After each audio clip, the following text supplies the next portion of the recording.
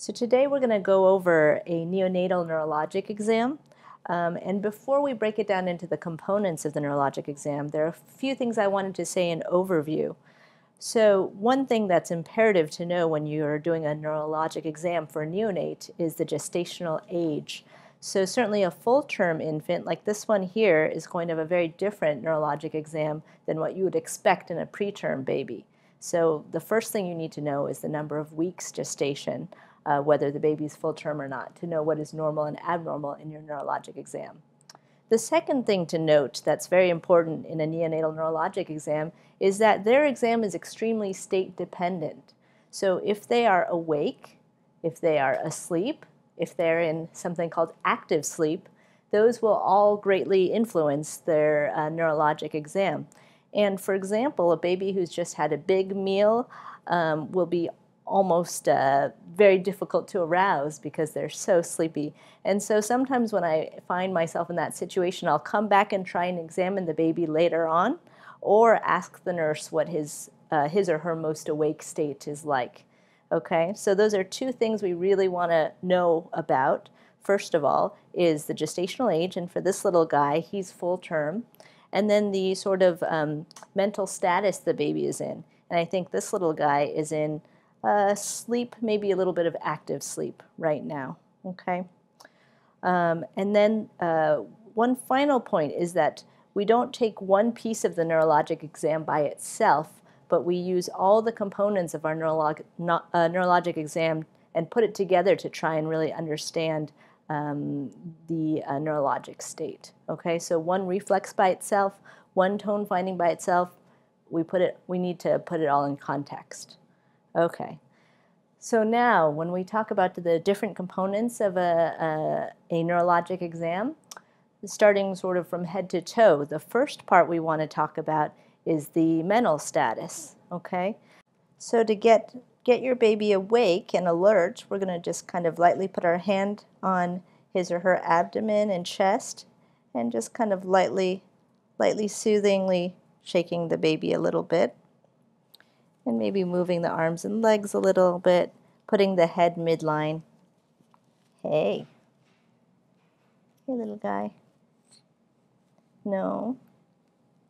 Sleepy, huh? Okay. So I'm just lightly stimulating him, and he's opening his eyes up now.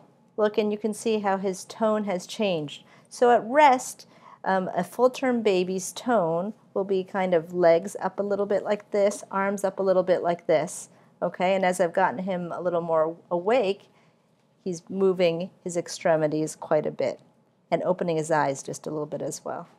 Okay. All right, so now that I've got you awake, so his mental status right now, he's awake and he's alert and he's not upset, okay?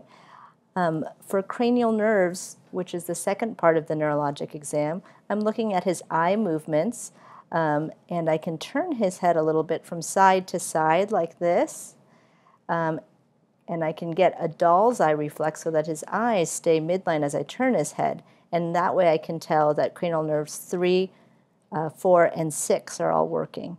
For cranial nerve 2, that's looking at his pupils. And turn your head here and lightly hold his eye open. And there we go. Oh, sorry, kiddo. So that's cranial nerves 2, 3, 4, and 6. For cranial nerve 5, sensation on the face, I can check a reading reflex, put my hand next to his mouth, and see if he responds. See his tongue, his mouth opens, his tongue kind of comes out. So that's cranial nerve 12. Okay. And another way we can check cranial nerve 11 is if we can get him to turn his head to the rooting reflex. There we go. Nice turn that way. Okay, buddy? And how about this one here? Okay. There we go. Okay, so that's cranial nerve 11 and 12. Another way to check cranial nerves 5, 9, 10, and 12 is to check his sucking reflex. So if you put your pinky into his mouth, you should get a nice suck. He's latching and he's bringing his tongue up. Yeah. And that's a great test of cranial nerves as well. You can check a gag reflex if you insert your finger in just a little bit more to the back of the soft palate. Oh boy, and then we get a little gag. Okay, cough. And that means he's protecting his airway with his cranial nerve, his 9th cranial nerve. Okay, buddy, let's get your head midline again. Okay, so now we've done the mental status exam, we've done the different cranial nerves, and then let's move on to tone, which we had talked about a little bit. So right now he's quite relaxed, but his legs are a little bit flexed. Oh, and you can see once he gets a little activated, he brings his hands in quite well. Okay, all right. So it's important for us to talk about resting and active tone because resting tone can be quite floppy, and when he gets awake, he might have quite good activated tone. The other thing we want to talk about is central versus peripheral, or axial versus appendicular tone. When we're talking about appendicular tone, we're looking at his arms and legs. Okay, so you kind of gently want to move his arms for range of motion and kind of look at how much passive stretch his muscles have to stimulation. And he's got quite normal appendicular tone. Yeah. One word of caution when you're checking the tone is you want to keep his head midline. Having his head to one side can actually give you asymmetric tone with increased tone on the side that his head is on. Okay, so let's keep his head midline while we're checking his tone. Okay, now let's talk about his central tone. That means his trunk, his neck, sort of the midline, his hips, that kind of tone. So one thing we can do is gently lift him up. Hey, buddy. And see if he can bring his head up. I'm supporting his neck right here, but I'm going to see if he can bring it up himself as well. There we go. And can he hold it up briefly at 90? And he can. All right, buddy. Another way to do it is to grab both of his arms and lift. You going to do it? Yeah? Okay. Two other tests for central tone. One is called vertical suspension. I put my hands underneath his shoulders and lift him up this way, okay? And I'm looking to see how much he can support himself with his shoulders to not slip through my fingers. Oh, buddy. Okay, you're okay. Okay. And then the other way to test for central tone is called horizontal suspension. And we do that, hi kiddo, by turning him on his stomach and holding him and seeing if he can bring his head up to about in line with the rest of his torso. All right, so we talked about then central tone and appendicular tone. We talked about resting tone and active tone. Now, when we talk about strength testing in a baby, we are also going to talk about sort of central strength and peripheral strength. Babies, of course, can't follow commands, so you can't say push or pull to a baby. So the way that you can check for strength is evaluating whether you can get them to hold their arms and legs anti-gravity, which certainly he can do. So that's at least a strength of 2. And also how much he resists when you're trying to straighten his leg.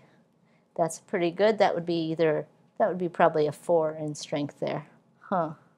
Now let's move on to talking about the sensory exam. So again, a baby can't tell you whether they can feel something normally or not, but certainly they can respond to light touches. So if I just lightly tickle this leg and see if he activates in response to that, and in fact he might even move away from my tickle, that would be a sign of localization to stimuli.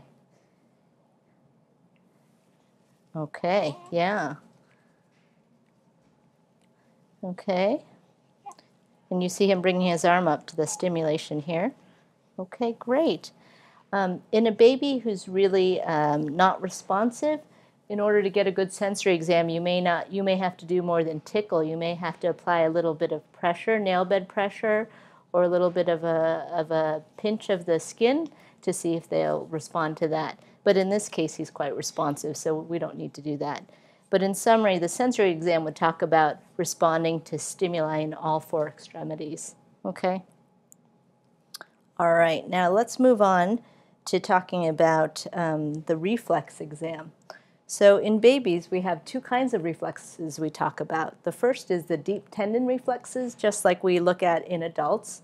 The second is what we call the primitive reflexes, reflexes that exist in babies, but as their nervous system matures, they no longer have those reflexes.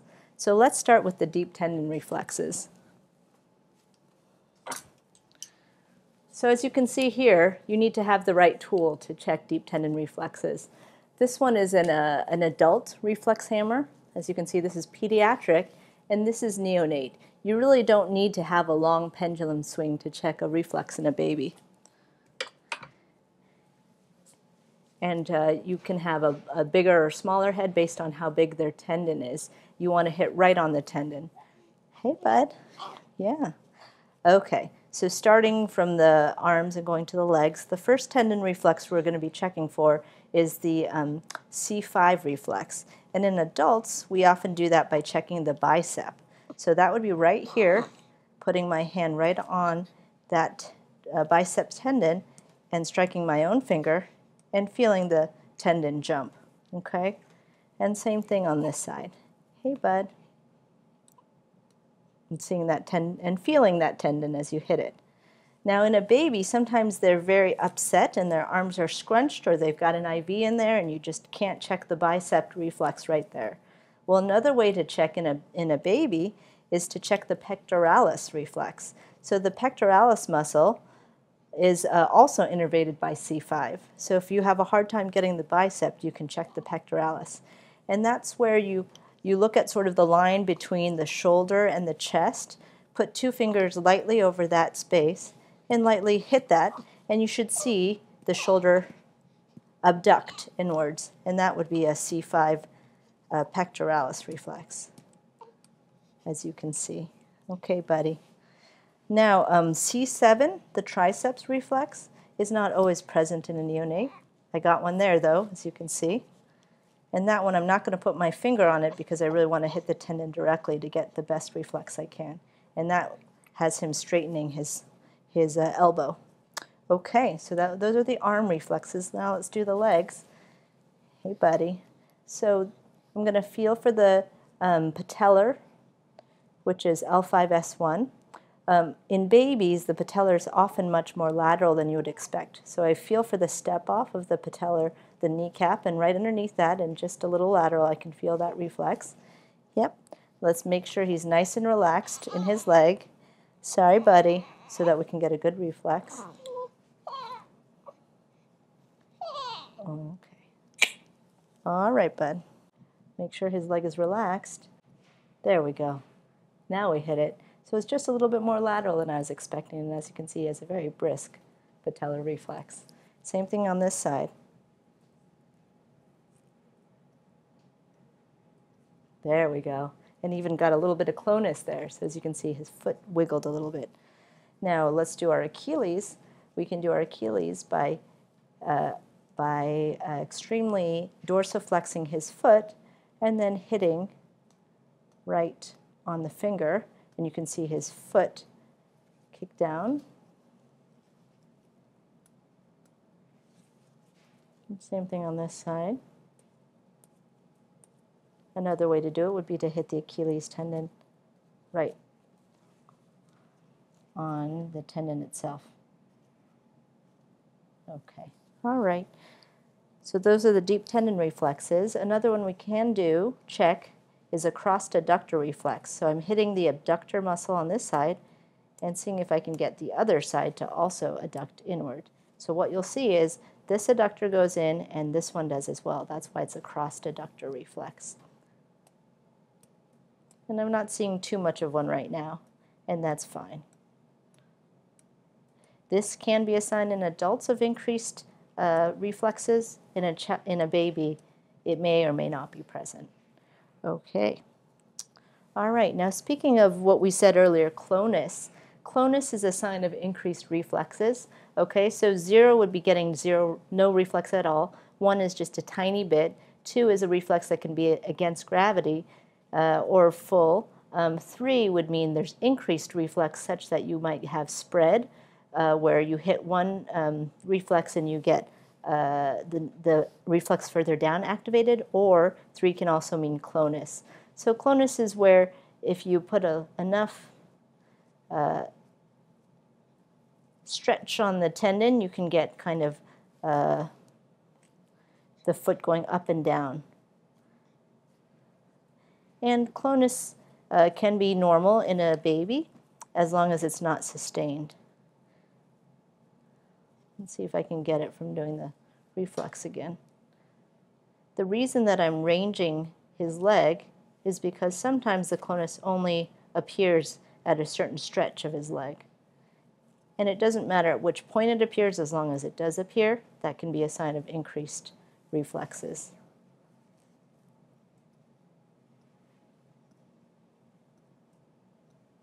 Okay, all right.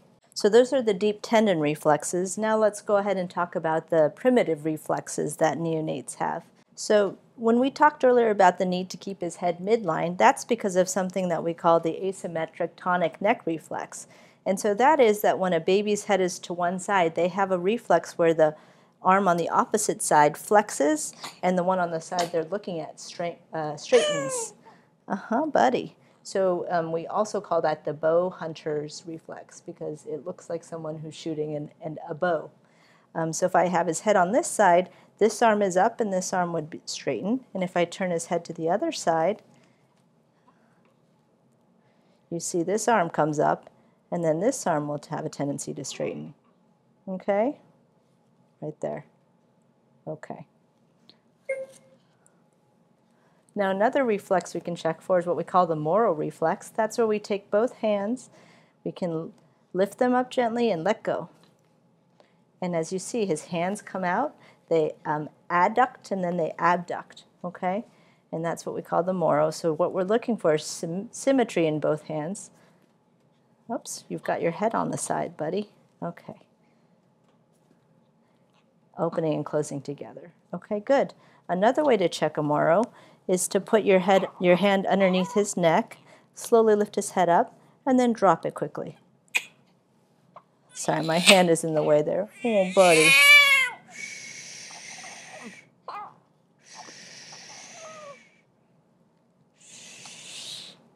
think this guy's getting a little hungry. So some different techniques for soothing in the middle exam, shushing, and giving him something to suck on. Okay. Good. Let's see if I can do the Moro this way. There we go. That was a full Moro. Okay. Now just a few more primitive reflexes. A neonate will have hand grasps. You put your hand on the palm and they will grasp your finger. And this side too, little guy.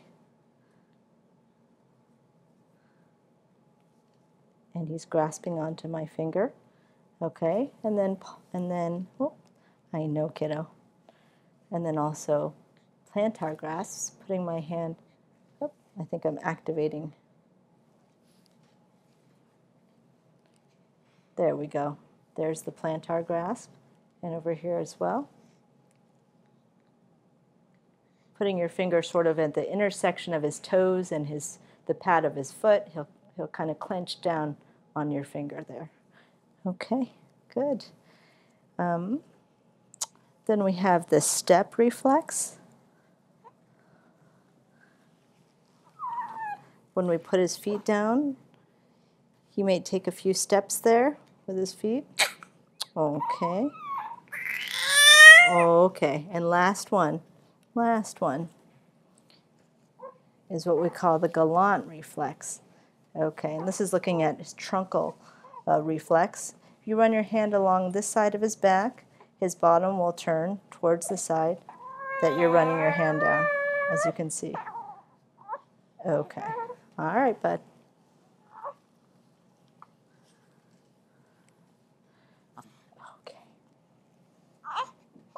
All right.